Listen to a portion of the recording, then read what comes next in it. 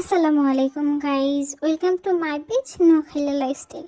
আজকে রান্নাগুলোকে মাখা সবজি খিচুড়ি রেসিপি শেয়ার করলাম। তো ফার্স্টে তেল গড়িয়ার মধ্যে দিয়ে দিচ্ছি তেল, পেঁয়াজ কুচি, টমেটো কুচি, গরম মশলা, আদা বাটা, রসুন বাটা দিয়ে এটা একটু ভালো করে কষে এর মধ্যে একটু পানি দিয়ে দিয়েছি, মশলার গুঁড়া, মরিচের গুঁড়া, হলুদের গুঁড়া দিয়ে এটা আরও কিছুক্ষণ কষাই লিখছি। কষালার হরে দিয়ে যখন তেল উঠিয়েছে তখন এর মধ্যে আমরা দিয়ে দিয়েছি সবজি।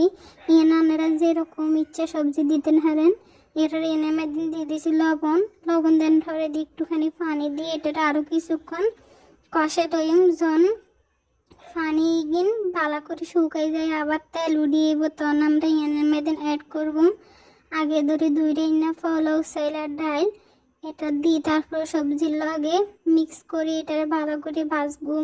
এটা ভালো করে ভাজার হঠাৎ দিয়ে কষিয়ে দেবো তখন এনে মধ্যে আমরা দিয়ে দিই চাইল আর ডাইলের ডাবল পরিমাণ পানি দেন ধরে দিই।